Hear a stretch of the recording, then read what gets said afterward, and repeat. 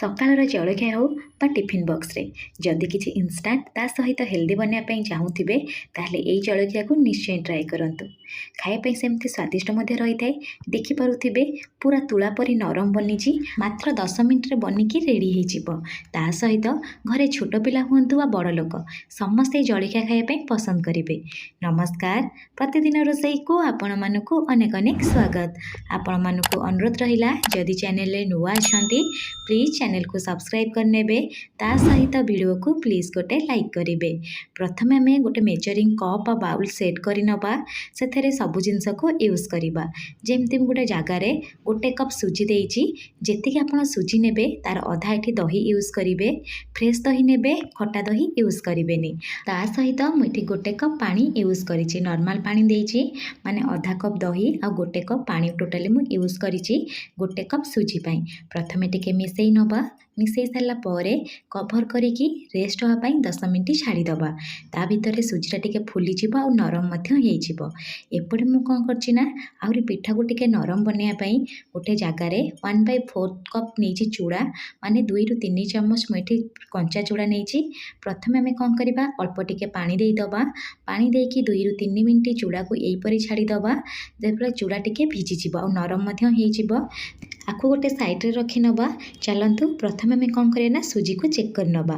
10 minute ହେଇଗଲାଣି ଆଉ 10 minute ପରେ ମୁଁ ଆପଣମାନଙ୍କୁ ଦେଖାଇ ଦେଉଛି। ଦେଖିପାରୁଥିବେ ସୁଜି କେତେ ନରମ ହେଇଯାଇଛି। ଏବେ ଟିକେ ଉପର ତଳ କରି ମିଶେଇ ନେବା।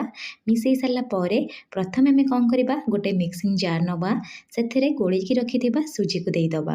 ମୁଁ ଏଠି ପାଖାପାଖି ଦହି ଆଉ ପାଣି ହେଇକି 1.5 କପ୍ ୟୁଜ୍ କରିଛି, ମାନେ 1 କପ୍ ସୁଜି ପାଇଁ। ଆଉ ତା ସହିତ ଅଳ୍ପ ଟିକେ ଚୁଡ଼ା ୟୁଜ୍ କରିଛି। ଆଉ ଚୁଡ଼ାକୁ ଯେଉଁ ପାଣିରେ ପକେଇକି ରଖିଥିଲେ, ପ୍ରଥମେ କ'ଣ କରିବା, ପାଣିରୁ ଛାଣି ନେବା। ଛାଣି ନେଇ ସାରିଲା ପରେ ସବୁ ଚୁଡ଼ାକୁ ଦେଇଦେବା। ଆପଣ ଦେଖିପାରୁଥିବେ ପିଠାଟା ଟିକେ କଲରଫୁଲ୍ ଦେଖାଯାଉଥିଲା, ତା ସହିତ ସ୍ୱାଦିଷ୍ଟ ମଧ୍ୟ ଥିଲା। ସେଥିପାଇଁ ଆମେ ଏଠି ୟୁଜ୍ କରିବା ଟମାଟୋ। ଏବେ ତ ଟମାଟୋର ସିଜିନ୍ ଚାଲିଛି। ଆପଣ ଏଇପରି ଟମାଟୋ ଦେଇ ବନାନ୍ତୁ, ଦେଖିବେ ପିଲାମାନେ ଖାଇବା ପାଇଁ ପସନ୍ଦ କରିବେ। ତା ସହିତ କଲରଫୁଲ୍ ମଧ୍ୟ ଦେଖାଯିବ। ଆଉ ଟିକେ ରାଗ ଲାଗିବା ପାଇଁ ଗୋଟେ ଶୁଖିଲା ଲଙ୍କା ଦେଇଦେବା। ଦେଇସାରିଲା ପରେ କଭର୍ କରିକି ଭଲସେ ଗ୍ରାଇଣ୍ଡ କରି ଆଣିବା। ମୁଁ ଏଠି ପାଖାପାଖି ଭଲସେ ଗ୍ରାଇଣ୍ଡ କରି ଆଣିଛି। ଆପଣମାନେ ଦେଖିପାରୁଥିବେ କେତେ କଲରଫୁଲ୍ ଦେଖାଯାଉଛି। ପ୍ରଥମେ ଆମେ କ'ଣ କରିବା ନା, ସବୁ ସୁଜିର ଯେଉଁ ଆମେ ପେଷ୍ଟ ବନେଇଛେ ନା, ତାକୁ କ'ଣ କରିବା, ଗୋଟେ ମିକ୍ସିଂ ବାଉଲ୍କୁ ଦେଇଦେବା। ଦେଇସାରିଲା ପରେ ଏଠି ଆପଣ କ'ଣ କରିବେ, ସ୍ୱାଦ ହିସାବରେ ଲୁଣ ୟୁଜ୍ କରିବେ। ମୁଁ ଏଠି ତ କେବଳ ଖାଲି ଶୁଖିଲା ଲଙ୍କା ଦେଇଥିଲି। ଆପଣ ଯଦି ଚାହିଁବେ ଏଠି ଜିରା ଆଉ ଅଦା ମଧ୍ୟ ୟୁଜ୍ କରିପାରିବେ। ଆଉ ଟିକେ ଭଲସେ ଫୁଲିବା ପାଇଁ ଏଠି ଅଳ୍ପ ଟିକେ ଖାଇବା ସୋଡ଼ା ଦେବା, ମାନେ 2 ପିସ୍ ଖଣ୍ଡେ ମୁଁ ଏଠି ଖାଇବା ସୋଡ଼ା ଦେଇଛି। ଦେଇସାରିଲା ପରେ ଆକୁ ଆମେ ଭଲସେ ମିଶେଇ ନେବା। ମୁଁ ଆପଣଙ୍କୁ କନସିଷ୍ଟେନ୍ସି ଦେଖାଇ ଦେଉଛି। ଦେଖିପାରୁଥିବେ ଏଇପରି ରଖିବେ। ମୁଁ ଏଠି ପିଠା ଟାଇପ୍ର ବନାଉଛି। ଆପଣ ଯଦି ଦୋସା ଟାଇପ୍ର ବନାଉଥିବେ ତାହେଲେ ଦୋସା ବ୍ୟାଟର ଯେମିତି ପାଣିଆ ଟାଇପ୍ର ରହିଥାଏ ଆପଣ ରଖିପାରିବେ। ପ୍ରଥମେ କ'ଣ କରିବା ନା, ଗୋଟେ ପ୍ୟାନ୍କୁ ଭଲସେ ଗରମ କରି ନେବା। ଗରମ କରିସାରିଲା ପରେ ଟିକେ ତେଲରେ ଏମିତି ଗ୍ରେସ୍ କରି ନେବା। ଅଧିକା ତେଲ ୟୁଜ୍ କରିବେନି। ତାପରେ ମୁଁ ଏଠି କ'ଣ କରୁଛି ନା, ପ୍ରଥମେ 2 ଚାମଚ ବ୍ୟାଟର ଦେଇଦେବି। ବ୍ୟାଟର ଦେଇସାରିଲା ପରେ ଟିକେ ଜଷ୍ଟ ସ୍ପ୍ରେଡ୍ କରିନେବି। ଆକୁ ବେଶୀ ପତଳା ବନେଇବେନି କି ବେଶୀ ମୋଟା ବନେଇବେନି, ପୁରା ମିଡ଼ିୟମ୍ ହିଁ ରଖିବେ। ସ୍ପ୍ରେଡ୍ କରିସାରିଲା ପରେ କଭର୍ କରିନେବା। ଫ୍ଲେମ୍କୁ ଲୋ ଟୁ ମିଡ଼ିୟମ୍ ରଖିବା। 2 ମିନିଟ୍ ଛାଡ଼ିଦେବେ। 2 ମିନିଟ୍ ପରେ ଦେଖିବେ ଏମିତି ବବଲ୍ ଟାଇପ୍ର ଆସିବ।